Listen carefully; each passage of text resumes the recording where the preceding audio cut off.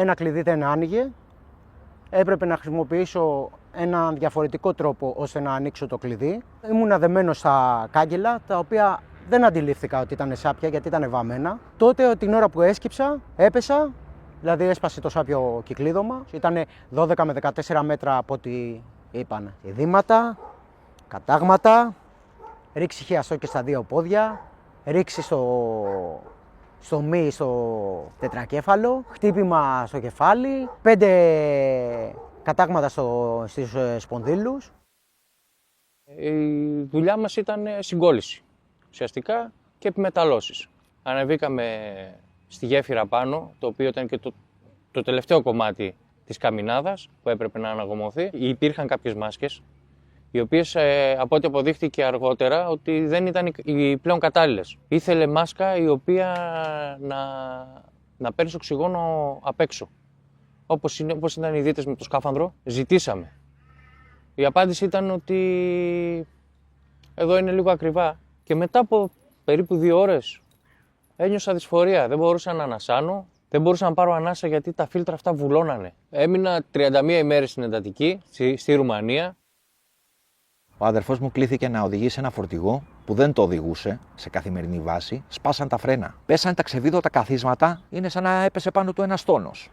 Παράλληλα έφαγε και το τιμόνι εδώ. Οι ζώνες του δεν δουλεύανε. Λάστιχα δεν είχε. Στη θέση οδήγησης είχε ένα μαδέρι για να κρατάει το προσκέφαλο, να έχει σωστή θέση οδήγησης. Και 6 χιλιόμετρα πριν το νοσοκομείο έχασε τη ζωή του μέσα στα ασθενοφόρο.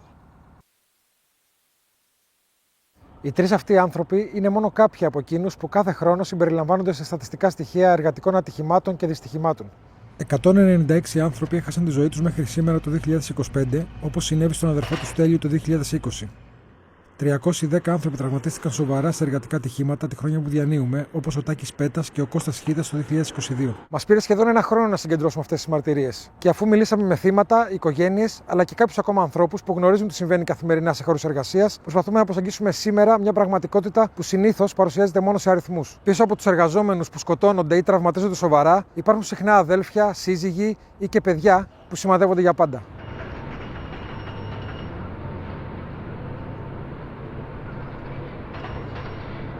Η ειδικότητά μου ήταν κουμάντο. Πρέπει να ανεβήκαμε γύρω στις 3 και 4 τα ξημερώματα, στο οποίο πήρα εντολή να πάω να λύσω ένα μπάρι. Ξεκινάς από το ισόγειο και ανεβαίνεις πατώματα, όπου υπάρχουν διάδρομοι και πηγαίνεις αναντάνα και ανοίγεις τους μεταλλικούς συνδέσμους, δηλαδή τα παπουτσάκια, στα οποία κάθεται το ένα κοντέινερ πάνω στο άλλο, για να ασφαλίζει. Ένα κλειδί δεν άνοιγε. Έπρεπε να χρησιμοποιήσω έναν διαφορετικό τρόπο ώστε να ανοίξω το κλειδί. Ήμουν δεμένος στα κάγκελα, τα οποία δεν αντιλήφθηκα ότι ήταν σάπια γιατί ήταν βαμμένα. Ήταν 12 με 14 μέτρα από ό,τι είπαν. Σε θυμάσαι πεσμένο κάτω ή έχεις χάσει τις αισθήσεις σου? Ναι, θυμάμαι στο πρώτο χτύπημα που έγινε γύρω στα 12 μέτρα. Εκεί έγινε τη μεγαλύτερη ζημιά. Όπως προσπάθησα να γυρίσω, έπεσα άλλα 2 μέτρα. Εκεί αντιλήφθηκα, επειδή ήμουν γυρισμένος μπρούμητα, αντιλήφθηκα ότι υπάρχουν αίματα. Τα γάντια ήταν άσπρα, είχαν γεμίσει αίματα. Μου είχε καρφωθεί και ένα σίδερο στα πλευρά, στο οποίο το έβγαλα μόνος μου μετέπειτα. Ο πρώτος άνθρωπος που προσπάθησα να πάρω τηλέφωνο ήταν ο Μάρκος ο Μπεκρής, γιατί ήταν η πρώτη κλήση, η τελευταία κλήση που είχα κάνει. Πάνω στην εργασία υπάρχει πολύ μεγάλος θόρυβος και δεν ακούγεται το τηλέφωνο. Δεν μου το σήκωσε, πήρα ένα δεύτερο τηλέφωνο, ξεψυχισμένα, στην ουσία ξεψυχισμένα. Προσπαθούσα να μιλήσω. Κατάλαβαν ότι ο συνάδελφος ο Γιάννης κατάλαβε ότι κάτι έχει συμβεί. Τότε ειδοποίησε τους πάντες. Στο καπάκι με παίρνει τηλέφωνο ο Μάρκος και του λέω πεθαίνω. Αρχίσανε, τρέξανε να δούνε που είμαι. Επειδή είχα πέσει σε ένα σημείο που δεν φαινόμουνα, περνάει ένας συνάδελφος από πάνω μου και ξεψυχισμένα του φωνάζω βοήθεια. Όμως δεν καταλάβαινε, γιατί ήταν και ο θόρυβος από τα ψυγεία, ο θόρυβος της εργασίας, της γέφυρας και όλα αυτά, της γερανογέφυρας και όλα αυτά, και δεν με άκουσε. Όταν είδα ότι απομακρύνεται, μου βγήκε μια κραυγή. Και τότε γύρισε, με είδε Ήρθαν όλοι, έχω ανατριχιάσει τώρα γιατί τα θυμάμαι και είναι πολύ δύσκολο να μπορέσεις να το ζεις ξανά. 5 ώρα το πρωί χτυπάει το κινητό μου, ήταν ο Μάρκος, ο πρόεδρος του Σωματείου ΕΝΕΔΕΠ και με ενημερώνει για το ατύχημα ότι ο Τάκης είχε ένα σοβαρό εργατικό ατύχημα. Είχε τις αισθήσεις του, το μεταφέραν στο νοσοκομείο. Μου είπε ότι έχω βρει ανθρώπους να έρθουν να σε πάρουν, μου λέει, και εσένα και το παιδί, να κρατήσουν το παιδί και ώστε να μεταφερθείς και στο νοσοκομείο. Βλέπω τους συναδέλφους που έχουν μαζευτεί έξω τα επίγοντα, μου λένε που θα πάω και με καθοδηγούν, μπαίνω μέσα και τον βλέπω στα επίγοντα, μέσα στα αίματα. Εντάξει, λίγο παγώνει στη στιγμή που βλέπεις τον άνθρωπό σου στην κατάσταση αυτή. Στα χαμένα. Το κεφάλι του ήταν γεμάτο στα αίματα γιατί είχε χτυπήσει και στο κεφάλι, γιατί με την πτώση έφυγε το κράνος που φορούσε. Χέρια, εκδορές στα χέρια. Η πλάτη του ήταν γδαρμένη όλη, κατακόκκινη. Και μετά και στα πόδια, που σήκωσα λίγο το σεντόνι να τον δω, και στα πόδια είχε τα χτυπήματά του. Διαγνώστηκα το 2020 τον Ιούνιο με σκλήρυνση κατά πλάκας. Μπαίνει σε μια θεραπεία η οποία είναι πολύ επιβαρυντική για τον οργανισμό και ναι, είχα ζητήσει να αλλάξω πόστο, στο οποίο μου αρνήθηκα. Πονούσα πολύ, έκανα συνεχώς εμετούς και πολλές ώρες ο Μαστραντώνης, καλή του ώρα, και όλα τα παιδιά με παίρνανε αγκαλιά και με ανεβάζανε στο καράβι για να μην χάσω το μερογάματο. Μετά το ατύχημα υπήρξαν στιγμές που πάρα πολλές φορές που είπα ότι αν δεν τα καταφέρω θα αυτοκτονήσω. Αλλά για καλή μου τύχη έχω ένα απίστευτο πλάσμα, την αμπελία, και τη γυναίκα μου, η οποία ήταν κέρβερη δίπλα μου. Η γυναίκα μου περισσότερο, έτσι, γιατί το παιδί δεν καταλάβαινε και πολλά. Και όλη μου η οικογένεια βέβαια, έτσι. Το παιδί τότε ήταν 2,5 ετών. Στο διάστημα σε αυτό που νοσηλευότανε, έπρεπε να διαχειριστώ και το άλλο κομμάτι του παιδιού. Δηλαδή έπρεπε να εξηγήσω σε ένα παιδάκι ότι γιατί λείπει ο μπαμπάς του τόσες μέρες από το σπίτι, πού βρίσκεται, τι θα αντικρίσει όταν επιστρέψει ο μπαμπάς του στο σπίτι και πώς θα πρέπει να το διαχειριστεί. Βέβαια, οι γιατροί ήθελαν να τον βγάλουν από την τρίτη μέρα, του ζήτησαν να μου εξηγήσει το λόγο. Έναν άνθρωπο ο οποίος δεν μπορεί να αυτοεξυπηρετηθεί, ήταν με πάνες. Δεν μπορεί, του λέει, να σηκωθεί από το κρεβάτι. Πώς θα τον μεταφέρουμε και θα τον πάμε, λέω, στο σπίτι? Μα όχι, μου λέει, δεν έχει πρόβλημα. Πιστεύω, και ακόμα το πιστεύω, ότι αυτό ήταν χέρι εξωτερικό, ότι βγάλετε τον νωρίτερα, ώστε να μην φανεί ότι είναι κάτι σοβαρό. Όπως όταν βγήκε ανακοίνωση ότι μπήκε προληπτικά στο νοσοκομείο. Προληπτικά δεν μπαίνεις με τόσα κατάγματα. Χτυπημένα χέρια, πόδια, πλευρά, κεφάλι, δεν είναι προληπτικά. Ένας άνθρωπος που πέφτει από 12 μέτρα, το αποτέλεσμα είναι να σκοτωθεί. Το ότι είχαμε Άγιο και σώθηκε, οπότε γι' αυτό έκρινα ότι πρέπει να γίνει αλλαγή γιατρού και να πάρουμε κάποιον άλλον θεράποντα, ώστε να μείνει και να νοσηλευτεί κανονικά όσο χρειαζόταν για την αποκατάσταση τις πρώτες μέρες. Οι γιατροί στο νοσοκομείο. Οι γιατροί στο νοσοκομείο, ναι. Δεν ξέρω τι να απαντήσω. Δεν ξέρω να απαντήσω. Ότι υπήρξε γιατρός ο οποίος μου είπε ότι τα κατάγματα στους σπονδύλους και ότι το πρόβλημα που μου έχει δημιουργηθεί στη σπονδυλική στήλη, ότι το είχα εκ γεννησιμιού μου. Όταν μου είπε αυτό το πράγμα, η γυναίκα μου, επειδή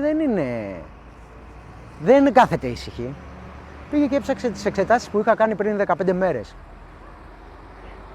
Και λέγανε ότι δεν έχω κανένα πρόβλημα στη σπονδυλική μου στήλη. Δεν μπορούσα να κοιμηθώ με κανέναν τρόπο. Ούτε μπρούμητα, ούτε ανάσκελα, ούτε πλάγια, ούτε τίποτα. Ούτε καθιστός.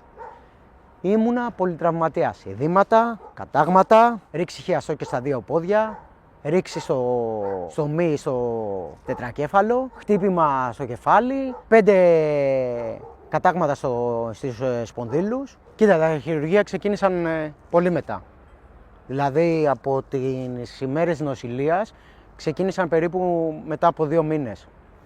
Νομίζω τον Ιούλιο έγινε το πρώτο χειρουργείο της σπονδυλοδεσίας. Κοίτα, η πραγματικότητα ήταν αφόρητη η πόνη. Ή θα με σήκωνε η σύζυγος ή μια γυναίκα που είχα όταν η σύζυγος, η Στέλλα, έλειπα από το σπίτι και συνήθως με πει. Όταν ήθελα να βγω έξω με καροτσάκι. Αυτό που γινόταν ήταν να έρχεται η Στέλλα, να με βάζει στη λεκάνη, να κάθομαι και να με πλένει.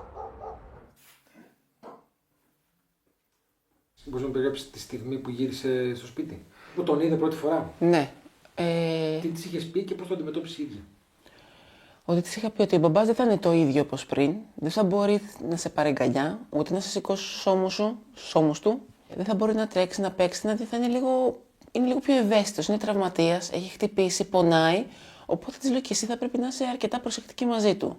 Πίστευα ότι δεν θα το αντιληφθεί λόγω της ηλικίας, όμως πήγε πολύ καλά γιατί γύρισε στο σπίτι και με το που μπήκε στο δωμάτιο και τον αντικρίζει, ένα χαμόγελο, γιατί επέστρεψε ο μπαμπάς μας στο σπίτι, έτρεξε κατά πάνω του, αλλά με το που έφτασε στο κρεβάτι, κοντοστάθηκε και έσκυψε και τον αγκάλιαζε πάρα πολύ απαλά.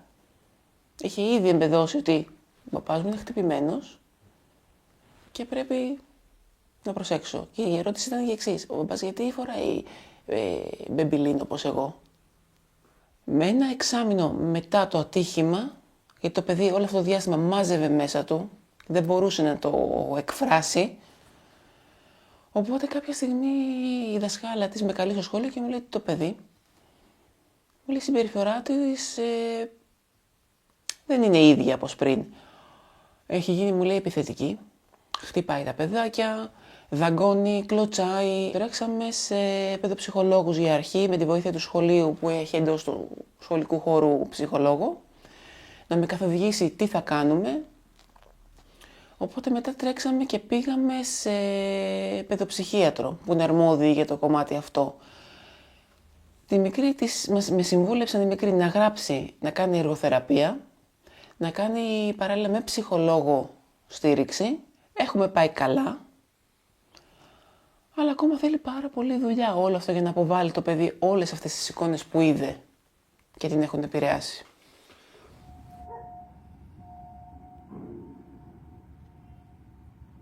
Μου έλεγε η δασκάλα ότι και σήμερα μου λέει, μας είπε για το ατύχημα του μπαμπά της. Ότι ο μπαμπάς της εκεί που δουλεύει χτύπησε και έπεσε από το κοντέινερ. Σε καθημερινή βάση. Σε ηλικία? Ήταν ακόμα στις αρχές, 2,5.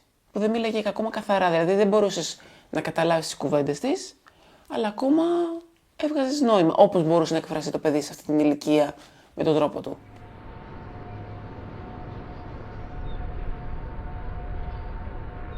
Έχουμε μια ραγδαία επιδείνωση στα εργατικά δυστυχήματα στη χώρα, η οποία κλιμακώνεται διαρκώς, σύμφωνα με τις καταγραφές μας της Ομοσπονδίας Συλλόγων Εργαζομένων Τεχνικών Επιχειρήσεων Ελλάδος. Η επιδείνωση είναι πολύ μεγάλη και είναι αποτέλεσμα της ψυχικής και σωματικής κόπωσης του εργατικού δυναμικού της χώρας, η οποία συσσωρεύεται με τις πολιτικές της εντατικοποίησης και ελαστικοποίησης που ασκούνται. Πρωταθλητές στους κλάδους στα εργατικά ατυχήματα είναι ο αγροτικός κλάδος, ο κατασκευαστικός κλάδος και ανεβαίνει πάρα πολύ και ο τουριστικός κλάδος, αν βάλουμε μέσα και τους οδηγούς που έχουμε πάρα πολλά ατυχήματα και την εστίαση και τα ξενοδοχεία. Στην επιθεώρηση εργασίας ήμουνα 34 χρόνια, από το 1989 μέχρι και το Νοέμβριο του 2023, όπου αποχώρησα με πλήρη χρόνια με συνταξιοδότηση. Η επιθεώρηση εργασίας από το 2000 μέχρι και όταν έφυγα, αλλά μέχρι και σήμερα, δεν υπήρξε ποτέ ανεξάρτητη. Έχει την τριπλέτα της παθογένειας του ελληνικού δημοσίου, που είναι κομματισμός, ρουσφέτη και αναξιοκρατία. Οποιαδήποτε προσπάθεια έγινε για τον εξυγχρονισμό της επιθεώρησης, είτε τεχνολογικά αλλά είτε με υλικοτεχνική υποδομή, πάντα αποτύχανε. Αυτό είναι χαρακτηριστικό όλων των ετών από το 2000 μέχρι και σήμερα, όπου σήμερα φτάνει να λειτουργεί μόνο από ό,τι πληροφορούμε με 233 επιθεωρητές, εκ των οποίων ένα σημαντικό ποσοστό είναι σε υποστηρικτικές υπηρεσίες. Δεν ασκεί δηλαδή άμεσα ελεκτικό έργο.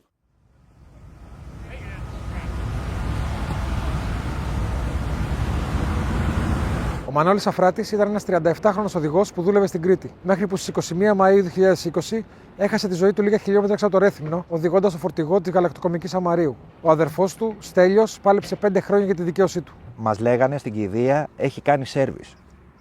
Εδώ κοίτα. Λάδια, βαρβολίνες, ίσα να κινιέται. Να δουλεύει το όχημα, μην κολλήσει. Στις 21 Πέμπτου του 20, ο αδερφός μου κλήθηκε να οδηγήσει ένα φορτηγό που δεν το οδηγούσε σε καθημερινή βάση. Το οδηγούσε άλλος οδηγός και εκείνη τη μέρα είχε ρεπό. Του το δώσανε φορτωμένο, ξεκίνησε το δρομολόγιο και ύστερα μετά από 4 ώρες διαδρομή μεταξύ Κουρούτες, Φουρφουρά στο Δήμο Αμαρίου ανατράπηκε. Μετά από μια δεξιά στροφή ανατράπηκε. Στην ουσία έμεινε το φορτηγό χωρίς φρένα, σπάσαν τα φρένα. Μετά που έβαλα τεχνικούς συμβούλους αποδείξανε ότι ήταν ο ελαστικός σύνδεσμος, το μαρκούτσι, κοινώς αυτά εδώ. Αυτό δηλαδή είναι το καινούριο και αυτό είναι ένα αντίστοιχο παλιό που το χρησιμοποίησαμε στο δικαστήριο για να κατανοήσουν πώς προήλθε. Ήταν καμένο και κατά τις στροφές έπαιζε, έσπασε, κόπηκε, δεν είχε φρένα, με 60 χιλιόμετρα βγήκε έξω από το δρόμο. Να το, βλέπεις, πάτησε φρένο, έσκασε την πίεση. Ξεβίδωτα καθίσματα πέσαν πάνω του. Να το, έτσι. Το βλέπεις, αυτό το κάθισμα ζυγίζει 150 κιλά. Με 60 χιλιόμετρα πορεία, βλέπεις, είναι σαν να έπεσε πάνω του ένας τόνος. Παράλληλα έφαγε και το τιμόνι εδώ. Οι ζώνες του δεν δουλεύανε. Εδώ είναι το τιμόνι. Να το. Να το, παιδί μου. Τιμόνι. Βλέπεις που ήρθαν τα καθίσματα. Ήρθαν και το στριμώξανε τον άνθρωπο. Τα λάστιχα δεν είχε. Στη θέση οδήγησης είχε ένα μαδέρι για να κρατάει το προσκέφαλο, να έχει σωστή θέση οδήγησης. Ούτε στο μεσαίωνα, έτσι. Ναι, ούτε στο μεσαίωνα. Το φορτηγό ήταν με τις ρόδες απάνω. Αυτός έβγαλε τον μπαμπρίζ προφανώς για να βγει. Οι πόρτες ανοίγανε με σκηνάκια. Με σκηνάκια, κορδονάκια, ούτε στο μεσαίωνα. Φορτηγό που είχε περάσει χταίο. Τον βρήκανε κάποιοι περαστικοί, ειδοποιήσανε το ασθενοφόρο και 6 χιλιόμετρα πριν το νοσοκομείο έχασε τη ζωή του μέσα στο ασθενοφόρο.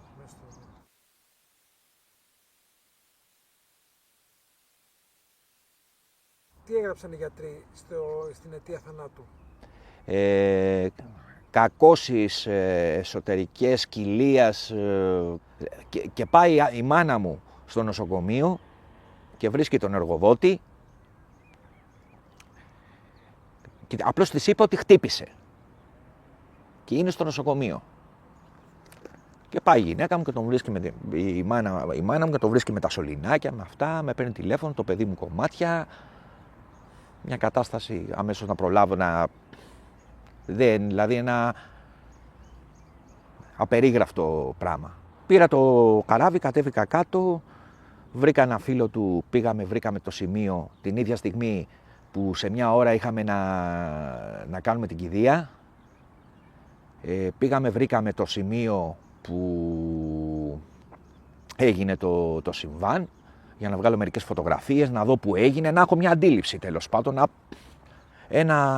μια χάβρα, φυσικά το φορτηγό το είχαν πάρει, τακογράφη, σαν να φάνηκε ότι ήθελαν να το κουκουλώσουν. Ένα ανακάτεμα περίεργο, τον μπαμπρίζ κάτω, το φορτηγό έλειπε, το είχαν πάει στη σχολή χωροφυλακή στο Ρέθυμνο να το φυλάξουν. Βγάζω μερικές φωτογραφίες, βρίσκω μερικά πράγματα που δεν τα μαζέψανε. Αυτό εδώ ήταν, κοίτα εδώ, καμένα πράγματα. Άχρηστο. Παράνομο όλο το φορτηγό. Αποδείχτηκε μετά. Το καλύτερο φορτηγό, λέει, του δώσανε. Είχε κάνει σέρβις. Και κοιτάω μετά στην πορεία από τον τεχνικό μου σύμβουλο, από τα χαρτιά, στο βιβλίο, σέρβις, βαρβολίνες, λάδια, φίλτρα, ίσα να κινιέται να μην κολλήσει, να τους βγάζει τη δουλειά. Αυτό ήταν το σέρβις του. Ο έλεγχος του στόλου των φορτηγών που αντιστοιχεί σε μια ιδιωτική επιχείρηση, προφανώς και είναι μέσα στην αρμοδιότητα της επιθεώρησης εργασίας και πρέπει να επισημαίνεται προκειμένου να λυθεί το θέμα. Για να μπορέσει να ελέγξει ένα εργατικό ατύχημα, πρέπει τα στοιχεία να έχουν μείνει αναλύωτα. Σε αυτό ουσιαστική παρέμβαση έχει και η αστυνομία. Στη συνέχεια όμως, μετά την έρευνα, την εξέταση μαρτύρων, γίνεται και μια έκθεση. Κατά την προσωπική μου γνώμη, αποτελεί το δυσκολότερο κομμάτι το οποίο μπορεί να αφορά ένα επιθεωρητή. Μέχρι στιγμής έχουμε δει ότι κατηγορούνται πάρα πολλοί τεχνικοί ασφάλειας, οι οποίοι κατά κάποιο τρόπο θεωρούνται ως αυτοφοράκηδες των εργοδοτών στα πολύ σοβαρά ή θανατηφόρα ατυχήματα. Ο δε εργαζόμενος ουσιαστικά είναι αδύναμος να αντιμετωπίσει το οπλοστάσιο των δικηγόρων και των υπερασπιστών που θα έχει ο εργοδότης. Πάρα πολλές φορές καταλήγουν με έκπληξη δική μας στα δικαστήρια σε συμφωνία με τους εργοδότες για αποζημίωση με κάποιο χρηματικό ποσό και εκεί τελειώνουν οι δίκες. Πάει ο τεχνικός μου σύμβουλος, το εξετάζει το φορτηγό, μου λέει Στέλιο, πες το και στο δικηγόρο σου, το φορτηγό να πάει σε άλλο χταίο, εκτός νομού Κρήτης. Κάνω έγγραφο στην εισαγγελέα, παρακαλώ πως με δικά μου έξοδα μεταφερθεί στο νομό Ηρακλείου, όχι στο νομό Ρεθύμνου λόγω εντοπιότητας το όχημα. Όχι κυρία Αφράτη, μου το απορρίπτει. Και μπαίνω μέσα να τη ζητήσω και το λόγο. Ναι, μου λέει, είναι πολύ θλιβερό, μου λέει, να χάνεται ένας άνθρωπος. Εισαγγελέας. Η ίδια εισαγγελέας που στο τέλος μου βάλε την υπόθεση στο αρχείο. Είναι πολύ θλιβερό, μου λέει, να χάνεται ένα νέος άνθρωπος, αλλά δεν μπορούμε, μου λέει, κυρία Φράτη, να κυκλοφορούμε, μου λέει, το φορτηγό, μου λέει, όλη μέρα, μου λέει, και τους αστυνομικούς από πίσω τη συνοδεία στους δρόμους. Προσκομίζουμε καινούργια στοιχεία. Βγαίνει η υπόθεση από το αρχείο. Ο εμπειρογνώμονας της τροχέας ήρθε λοιπόν στο δικαστήριο και μόνο εμπειρογνώμονας της τροχέας δεν ήτανε. Ήτανε δηλαδή μάρτυρας περάσπισης του κατηγορουμένου. Και κατά αντιπαράσταση με τον δικό μου το εμπειρογνώμονα που λέγανε για το σωληνάκι φρένων, αυτός να λέει ότι άμα κοπεί δεν έπιανε, λέει, αυτός ο τροχός, αλλά πιάνουν όλοι οι άλλοι. Ανάτρεψε το νόμο της φυσικής, το νόμο Πασκάλ. Ο εισαγγελέας στην αγόρευσή του είπε, οι δύο τεχνικοί σύμβουλοι της οικογένειας ήρθαν με πλήρες εκθέσεις, ενός της τροχέας με μία ελλειπή. Τον άνθρωπο, λέει, τον εβάλανε σε ένα φέρετρο που και οι 4 ρόδιας ήταν σάπιες. Ζητάω, λέει, την παραδειγματική καταδίκη τους. 2 χρόνια με 3ετής αναστολή. Τόσο στοιχίζει η ανθρώπινη ζωή. Για να πας να πάρεις ένα μεροκάματο, τόσο στοιχίζει. Για 25 ευρώ, ο αδερφός μου, 25 ευρώ κάνουν το ζευγάρι. Τα σωληνάκια φρένων, έτσι. Εγώ τα πήρα από τη Mercedes για να τα κόψουμε. Έχω την απόδειξη. 5 χρόνια για να δικαιώσουμε τον άνθρωπό μας. Από αναβολή σε αναβολή.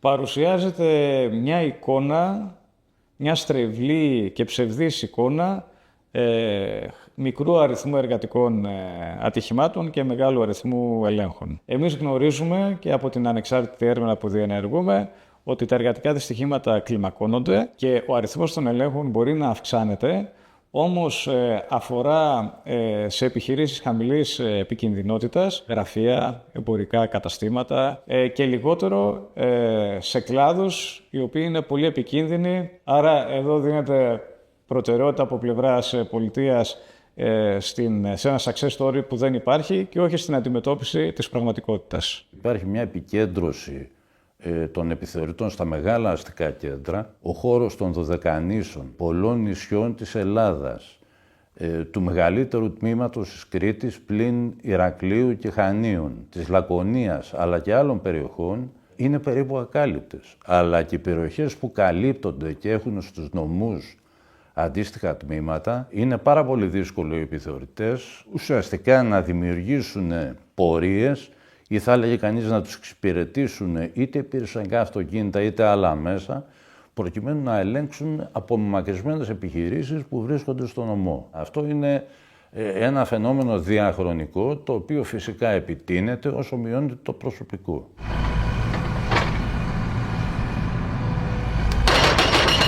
Στα αστικά κέντρα επίσης υπάρχει μια ανομοιομορφία όσον αφορά την ελεκτική διαδικασία, με την έννοια ότι λόγω της έλλειψης των υπηρεσιακών αυτοκινήτων και τη δυσκολία της μετακίνησης και τον χρόνο που χρειάζεται μια μετακίνηση, είναι δεδομένο και το γνωρίζουν πολύ καλά οι επιχειρήσεις αυτό, ότι ουσιαστικά διενεργούνται έλεγχοι γύρω από τους σταθμούς των μετρό, των λεωφορείων, όπου είναι συχνά δρομολόγια. Αυτό είναι το ύπαρ που μου πειράχτηκε.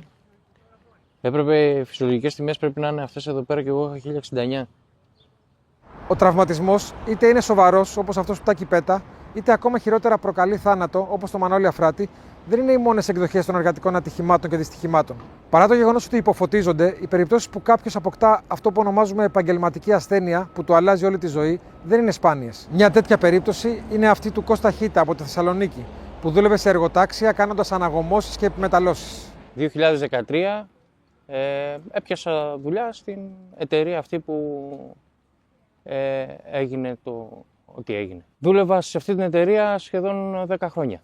Όλα καλά, κάθε μήνα βγαίναμε και εκτός Ελλάδος για τις ανάγκες της δουλειάς. Πηγαίναμε σε εργοτάξια, σε τσιμεντάδικα πιο πολύ, για να μπορέσουμε να κάνουμε αναγόμωση σε ρόλους τσιμέντου. Πήγαμε τον Ιανουάριο του 2022.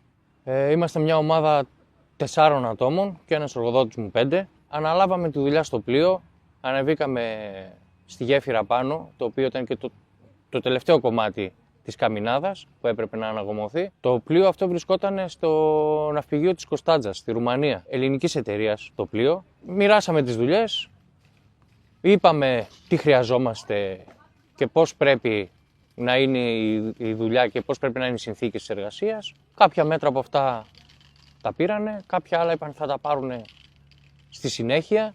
Όταν άρχισε να χαλάει ο καιρός, για να μην υπάρχει υγρασία και οξυδωθεί ξανά από μέσα η καμινάδα, το σημείο αυτό σκεπάστηκε, το επάνω μέρος της καμινάδος. Δούλευα και σε άλλη εταιρεία, η οποία είχε σχέση με εργοτάξια. Δεν ήμουν ανίδεος δηλαδή, είχα γνώσεις.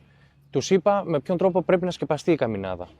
Να κάνω μια σκαλωσιά τριγύρω από την καμινάδα, να βάλω το μουσαμά τουλάχιστον 1 με 1,5 μέτρο πάνω από την καμινάδα, να δεθεί καλά για να μπορεί να υπάρχει εξαρισμός, να φεύγουν οι αναθυμιάσεις από μέσα. Η απάντηση ήταν ότι εμείς ξέρουμε πολύ καλά τη δουλειά μας και η δουλειά τους βασικά ήταν άσχετη με αυτό που τους είπα. Τη σκεπάσανε εντελώς. Τη σφραγίσανε σαν να μπουλώνουν σε ένα μπουκάλι. Άρχισε να υπάρχει μια δυσφορία μέσα στην καμινάδα γιατί δεν αεριζόταν σωστά ο χώρος. Το μηχάνημα το οποίο κάναμε την αναγόμωση έβγαζε πάρα πολύ καπνό. Παραπονηθήκαμε. Και εγώ και ο συνάδελφός μου που ήμασταν το πρωί. Ότι δύσκολα πρέπει να αερίζεται ο χώρος, πρέπει να ανοιχτεί, δεν μπορούμε να δουλέψουμε κτλ. Οι απαντήσεις που παίρναμε και από τον εργοδότη ήταν ότι κάντε λίγο υπομονή, συνεχίστε τη δουλειά σας γιατί περνάνε οι ώρες και μένουμε πίσω και θα βρούμε την άκρη. Υπήρχαν κάποιες μάσκες, οι οποίες από ό,τι αποδείχτηκε αργότερα ότι δεν ήταν οι πλέον κατάλληλες. Μας δώσανε μάσκες με φίλτρα οι οποίες καλύπτουν εδώ το πρόσωπο και υπάρχουν φίλτρα δεξιά και αριστερά. Οι οποίες και αυτές βέβαια δεν είχαμε ανταλλακτικά και μας στείλανε από εδώ από Ελλάδα, από το μηχανουργείο, φίλτρο από απορροφητήρα. Και μας είπαν να το κόβουμε για να το βάζουμε μέσα να μπορούμε να υπάρχουν ανταλλακτικά. Γιατί δεν βρίσκανε, λέγανε. Την επόμενη μέρα, αφού ξυπνήσαμε και πήγαμε στη δουλειά, ρωτήσαμε τους συναδέλφους πώς ήταν το βράδυ τους. Ο ένας από τους δύο είχε υπερβολικό ρίγος, έτρεμε ολόκληρος και ήταν ένα θηρίο. Φωνάζαν οι συνάδελφοι και λέγανε συνέχεια ότι δεν είναι συνθήκες εργασίας αυτές και ότι αν στο επόμενο συνεχίζουν να είναι αυτά τα πράγματα, εμείς θα σηκωθούμε να φύγουμε. Φεύγουν οι συνάδελφοι βραδινοί και ήρθε η ώρα να αναλάβουμε εμείς. Και μετά από περίπου 2 ώρες ένιωσα δυσφορία, δεν μπορούσα να ανασάνω, υπερβολικό βήχα. Κατέβηκα γρήγορα κάτω από τη σκαλωσιά, γιατί είχε σκαλωσιά μέσα, κατέβηκα γρήγορα κάτω.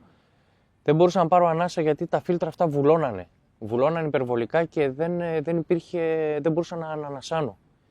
Οπότε με το που φτάνω κάτω και είμαι έτοιμος να βγω από την ανθρωποθυρίδα που είχε το σημείο, με το που βγαίνω κατευθείαν βγάζω τη μάσκα μου και με πιάνει υπερβολικός βήχας. Προσπαθήσαν να μου δώσουν κάποια φιάλη οξυγόνου, με ενοχλούσε πάρα πολύ, πνιγόμουν με όλο αυτό. Εννοείται πως φωνάξανε βοήθεια, ήρθε γιατρός, με κατεβάσανε με βοήθεια Με κρατούσαν για να κατέβω, δεν μπορούσα να περπατήσω μόνος μου. Με βάζουν στο ασθενοφόρο και φεύγουμε κατευθείαν για νοσοκομείο. Πάμε στο νοσοκομείο της Κωνσταντζας. Ήμουνα με οξυγόνο, με μάσκα οξυγόνου με είχανε. Με κάνανε τις εξετάσεις, αίματα κτλ. Κάποια στιγμή ήρθε ένας κύριος, ο οποίος ήταν υπεύθυνος εκεί, ένας Ρουμάνος, ο οποίος ήταν υπεύθυνος για όλη την ομάδα μας. Με πήρε, μου λέει όλα καλά, θα πάμε στο ξενοδοχείο, θα κοιμηθείς, θα πάρεις και κάποια χάπια, μου έδωσαν και μια σακούλα χάπια και αύριο το πρωί λέει, θα είσαι καλά. Με βγάλαν το οξυγόνο, με βγάλαν τους ορούς, σηκώθηκα με τα 1000 ζόρια και δεν είχα δύναμη ούτε καν τον μπουφά να βάλω. Επιστρέφοντας στο ξενοδοχείο, ο Κώστας κατέρευσε 2 φορές. Αρχικά στην είσοδο και αφού συνήλθε, κατέρευσε ξανά στον ντους του δωματίου. Έκανε μετούς και το πρωί, αφού ζητούσε να ξαναπάει στο γιατρό, ο εργοδότης του πρότεινε να του κλείσει εισιτήριο για Θεσσαλονίκη. Για καλή μου τύχη δεν είπανε, από ό,τι το έμαθα στην πορεία, γιατί ο γιατρός που με παρακολουθούσε στην εντατική, αφού καλυτέρεψα και ήμουν έτοιμος να φύγω από εκεί, μου είπε ότι ήμουν πολύ τυχερός που δεν έφυγα, γιατί αν έφευγα θα έμενα στον αέρα. Λόγω της διαφοράς πίεσης που έχει το κάτω με το πάνω, πήγα σε ιδιωτική κλινική, μπήκα μέσα, διανυκτέρευσα ένα βράδυ, έμεινα εκεί ουσιαστικά. Την επόμενη μέρα ήρθε ο γιατρός, με παρακολουθούσε και μου είπε ότι δεν είσαι για εδώ. Η κατάστασή σου είναι κρίσιμη, δεν είσαι για εδώ, λέει, πρέπει οπωσδήποτε να φύγεις. Είχα μια επικοινωνία με τη σύζυγο εδώ. Για καλή μας τύχη, έχω μια γειτόνισσα η οποία είναι από Ρουμανία η γυναίκα, γιατί δεν μπορούσα να βγάλω συνεννόηση με τους γιατρούς εκεί. Και το μόνο που θυμάμαι ήταν την γιατρό που με παρακολουθούσε να μου βάζει το οξύμετρο, να δείχνει το οξυγόνο μου 70 με 77, και το μόνο που είπε ήταν too bad. Αυτό. Μετά ξύπνησα, μετά από πόσες ώρες, πόσες μέρες, δεν θυμάμαι.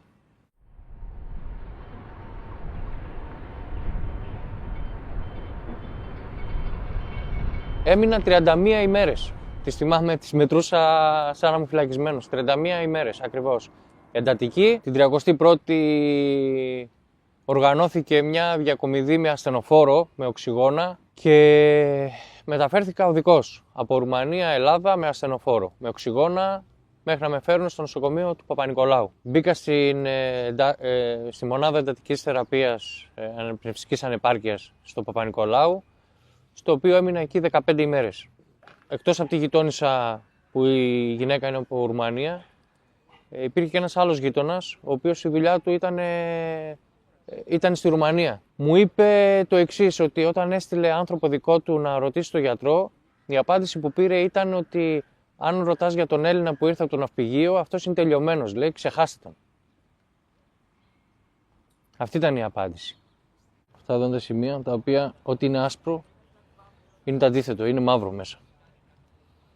Όλα αυτά εδώ πέρα είναι κρακάκια, είναι τα καψίματα που είχα στα πνευμόνια μου. Στην Ελλάδα δεν καταμετρούνται οι επαγγελματικές ασθένειες και οι θάνατοι από επαγγελματικές ασθένειες. Έρευνα η οποία εξελίσσεται διαρκώς από τον Ευρωπαϊκό Οργανισμό για την Υγεία και Ασφάλεια στην Εργασία και τον Παγκόσμιο Οργανισμό Υγείας μεσοσταθμίζει σε 2.500 ανθρώπους να χάνονται από επαγγελματικές ασθένειες κάθε χρόνο στη χώρα μας. Γνωρίζω ότι έχουν επικοινωνήσει αρμόδιοι παράγοντες της Διεύθυνσης Απασχόλησης με την Υπουργό Εργασίας και τις έχουν ζητήσει να αλλάξει ο τρόπος καταγραφής των εργατικών ατυχημάτων και να γίνεται επιτέλους καταγραφή των επαγγελματικών ασθενειών και των θανάτων από επαγγελματικές νόσους στη χώρα. Και υπάρχει μια ασαφής δέσμευση από την πλευρά του Υπουργείου. Φαίνεται όμως ότι όλο αυτό θα εξελιχθεί σε μια διαδικασία η οποία στο τέλος θα έχει νομικά μέτρα από την πλευρά της Κομισιόν. Εδώ είναι μαγνητική που μου είχαν κάνει για τα πνευμόνια. Βέβαια, εντάξει, εμείς δεν μπορούμε να καταλάβουμε και πολλά, αλλά όλα αυτά τα σημαδάκια εδώ πέρα μέσα, όλα αυτά εδώ πέρα είναι καψίματα. Οι κυψέλες στο κάτω μέρος των πνευμόνων μου είναι ακόμα βουλωμένες, δεν έχουν επανέλθει. Η απάντηση που ρώτησα τη γιατρό, η απάντηση είναι η εξής, ότι τα πνευμόνια σου πλέον είναι σαν ένα καμένο δέρμα. Όπως καίγεσαι στο δέρμα σου, επουλώνει η πληγή, αλλά μένει αυτό το ζαρωμένο η πληγή αυτή. Έτσι ακριβώς είναι τα πνευμόνια σου, μου λέει αυτή τη στιγμή. Υπάρχει η προοπτική ότι θα επουλωθούν σταδιακά, τι σου έχει πει? Από ό,τι μου λένε ότι αυτό θα μείνει. Ό,τι ήταν να γίνει, έγινε.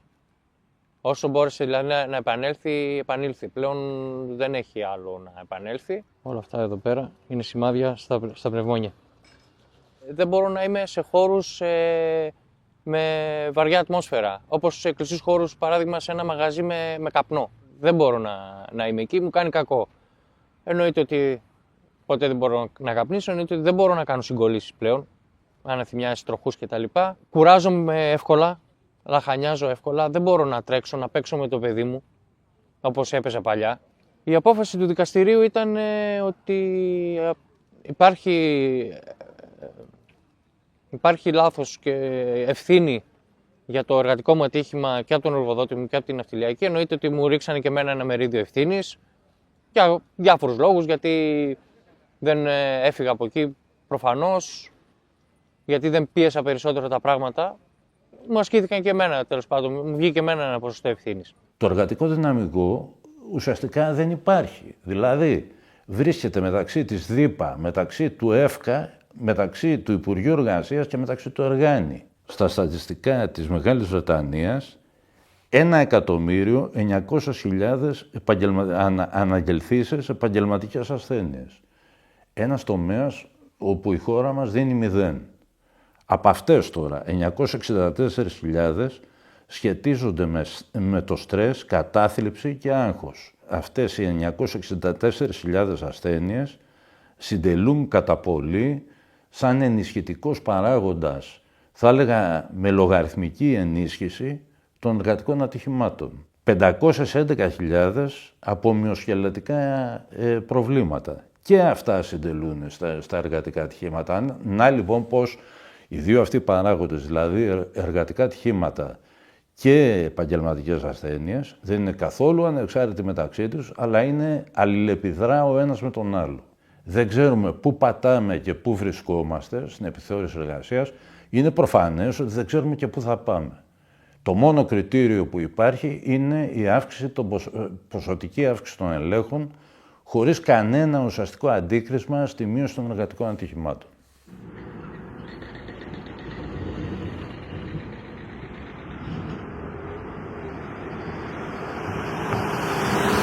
Πώς αντιμετωπίζονται όμως οι εργαζόμενοι όταν διεκδικούν τη δικαίωσή τους μετά από εργατικά ατυχήματα ή οι συγγενείς εκείνων που σκοτώθηκαν στη δουλειά τους?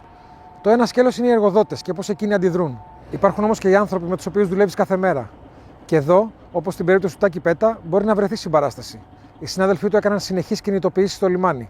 Αυτό όμως δεν συμβαίνει παντού. Αφού μου βάζουν την υπόθεση στο αρχείο, βάζουν άλλους και πιάνουν τη μάνα μου. Όταν πήγαινε στο χωριό, δεν θα τα βγάλετε πέρα με αυτούς. Αυτοί έχουν λεφτά να μου στέλνουν παραγγελίες διαμέσου αλωνών πάλι.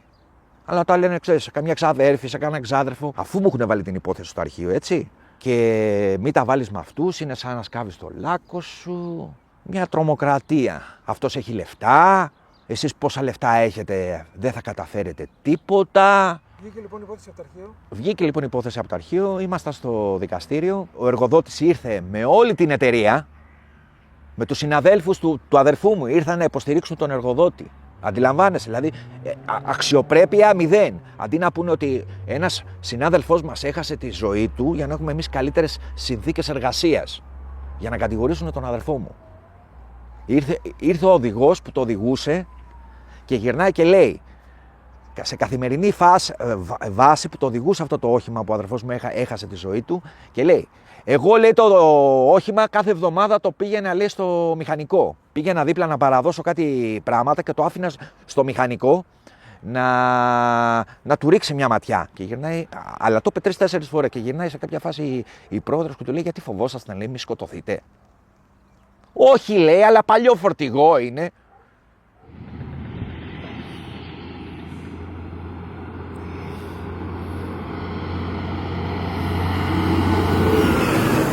Ένα κομμάτι που ήθελα μέσα μου να καλύψω ήταν το ηθικό. Το ηθικό, γιατί εκείνη ήταν η πρώτη στιγμή της ζωής μου που ένιωσα ότι ίσως να μην ξαναδώ τους δικούς μου.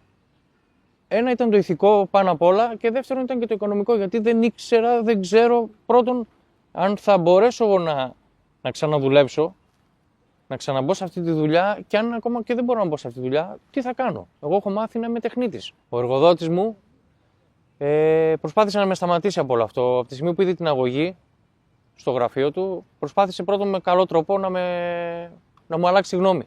Τον είπα ότι εντάξει, καταλαβαίνω ότι κανείς δεν ήθελε να συμβεί κάτι τέτοιο, αλλά από εκεί και πέρα εγώ θα κινηθώ νομικά. Σας το είχα πει και από πάνω και από τη Ρουμανία που ήμουνα, ότι όποιος φταίει θα πληρώσει.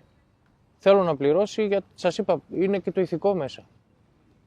Από τη στιγμή που δεν πέρασε ο καλός ο τρόπος, δέχτηκα εργασιακό bullying.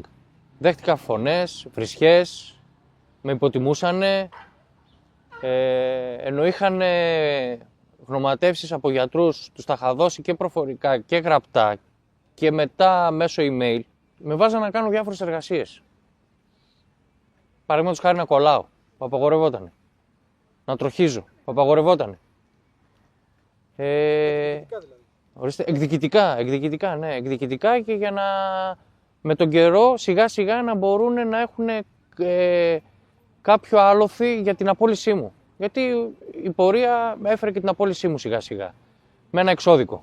Δεν μπόρεσαν να μου το πούνε ευθέως, ότι ξέρεις σταματάει εδώ η συνεργασία μας. Προσπάθησε να αποτρέψει ο εργοδότης, μετά έγιναν όλα αυτά. Θυμάσαι κάτι κατά τη διάρκεια του δικαστηρίου από τους ισχυρισμούς του εργοδότη που σου έκανε εντύπωση, που λες δεν γίνεται να το λέει αυτό? Πολλά πράγματα με κάνανε εντύπωση. Όπως θα σας πω, όχι μόνο τόσο για τον εργοδότη μου, για τον εργοδότη μου περίμενα να πει διάφορα ψέματα. Εντάξει, οκ. Από τους συναδέλφους μου.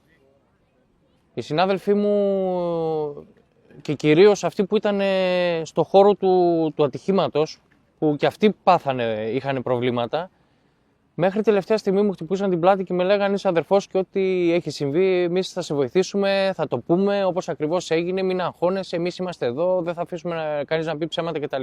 Την ημέρα που έπρεπε να δώσουν τις ένορκες και να γίνει και το δικαστήριο, όλα στράφηκαν εναντίον. Όλοι γυρίσανε και είπαν ότι δεν υπήρχε πρόβλημα, δεν καταλάβαν κάτι.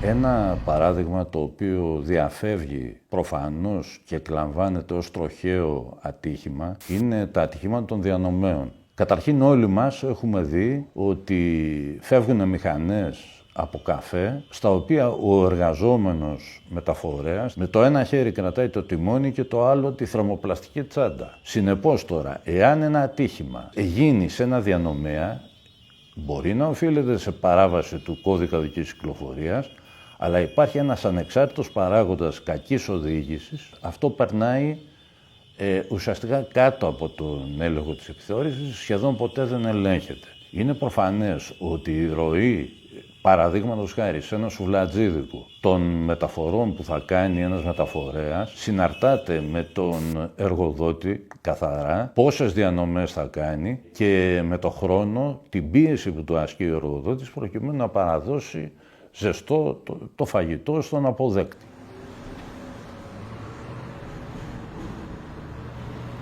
Για να μειωθούν τα εργατικά ατυχήματα θα πρέπει να υπάρξει αυτό που φωνάζουμε σαν σωματείο, μια μεικτή επιτροπή υγιεινής και ασφάλειας, η οποία θα περιλαμβάνει πρόσωπους εργαζόμενους, τεχνικούς ασφαλείας και το λιμενικό, το οποίο θα έχει εκτελεστικό χαρακτήρα. Και βέβαια θα πρέπει να κάνει ελέγχους εκτός ωραρίου, γιατί το ατύχημα δεν έχει ωράριο. Αυτά βέβαια ξέρουμε ότι δεν θα μας χαριστούν. Δεν είναι υπόθεση ενός, αλλά όλων μας. Ξαπλώνεις το βράδυ και προσπαθείς να ηρεμήσεις, λες, αν είχε πιει ή έτρεχε με το αυτοκίνητό του, έφαγε το κεφάλι του. Αν είχε αρρώστια, ο Θεός. Τώρα τι λες, ο εργοδότης που για 25 ευρώ δεν άλλαξε τα σωληνάκια φρένων και έχασε τη ζωή του, είναι πολύ βαρύ. Γιατί μιλάμε ένας άνθρωπος 37 χρονών που ετοιμαζόταν να κάνει οικογένεια. Δηλαδή, αυτό έγινε το Μάη, το Γενάρη είχε πάρει καινούριο ψυγείο, τούμπανο. Μεγάλη τηλεόραση, δηλαδή, αντιλαμβάνεσαι, έκανε όνειρα. Ξύπνησε το πρωί, έβγαλε το σκυλάκι του βόλτα.